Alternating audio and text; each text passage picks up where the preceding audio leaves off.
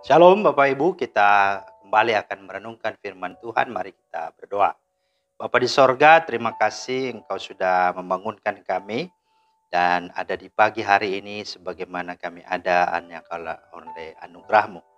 Kami akan merenungkan firman-Mu, mohon hikmat dan pengertian dari Roh Kudus. Dalam nama Tuhan Yesus. Amin. Bapak Ibu, firman Tuhan kita terambil di dalam 1 Korintus 2 ayat 9. Tetapi seperti ada tertulis, apa yang tidak pernah dilihat oleh mata dan tidak pernah didengar oleh telinga, dan yang tidak pernah timbul di dalam hati manusia, semua yang disediakan Allah untuk mereka yang mengasihi Dia. Itulah firman Tuhan yang menjadi dasar renungan kita pada hari ini. Tema kita adalah keuntungan mengasihi Tuhan.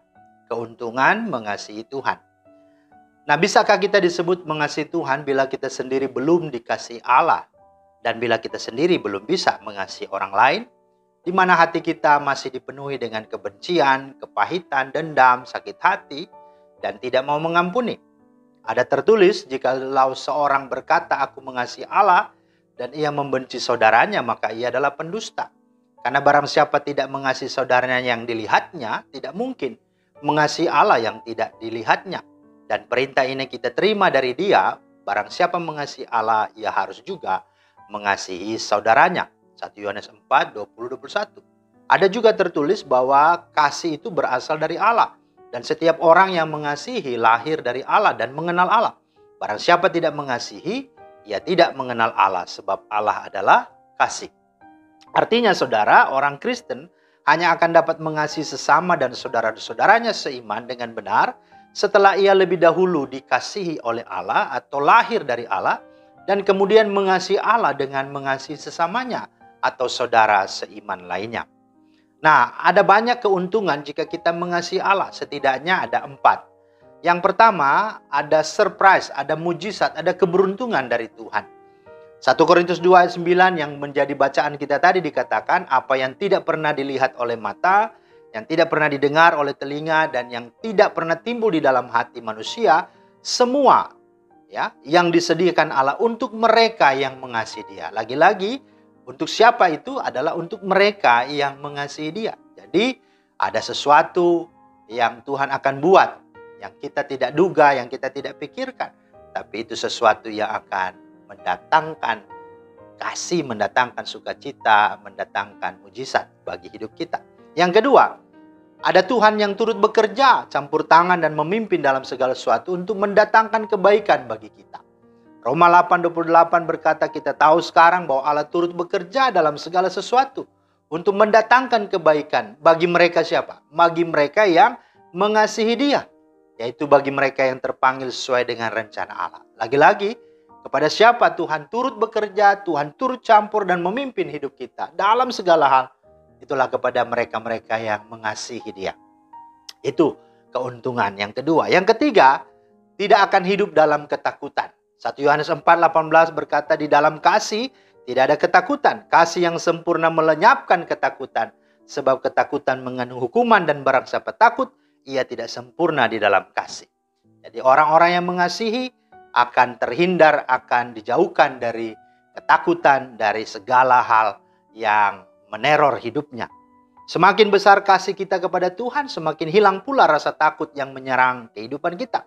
Sebaliknya, semakin kita memusatkan pikiran kita kepada perkara-perkara dunia ini, kita akan sangat mudah dan rentan untuk dikuasai oleh ketakutan. Karena itu Tuhan mengingatkan kita untuk tidak takut, melainkan makin percaya dan mengasihi Dia lebih lagi. Bahkan firman Tuhan berkata, ketika aku takut, aku percaya. Ketika aku takut, aku percaya. Jadi itulah sesungguhnya rahasianya. Dan inilah janji Tuhan. Kamu, rambut kepalamu pun terhitung semuanya. Sebab itu janganlah kamu takut, karena kamu lebih berharga daripada banyak burung pipit. Kata Tuhan, aku sekali-kali tidak membiarkan engkau, aku sekali-kali tidak akan meninggalkan engkau. Ibrani 13 ayat 5 bagian B.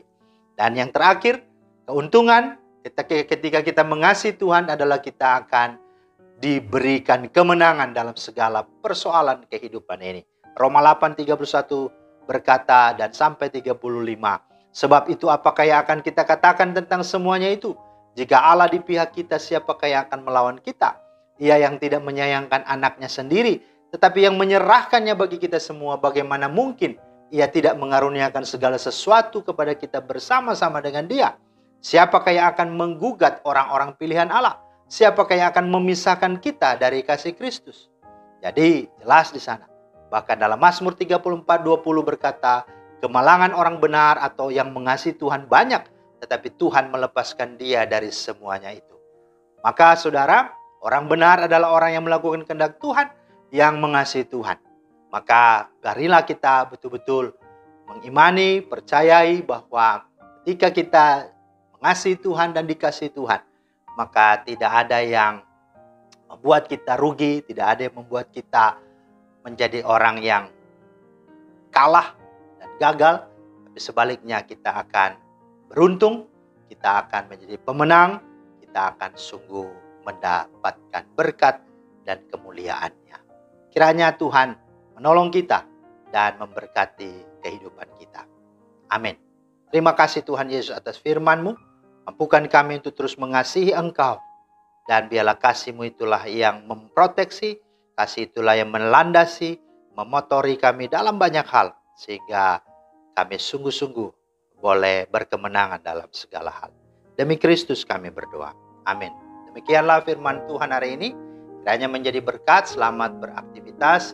Tuhan Yesus memberkati. Shalom.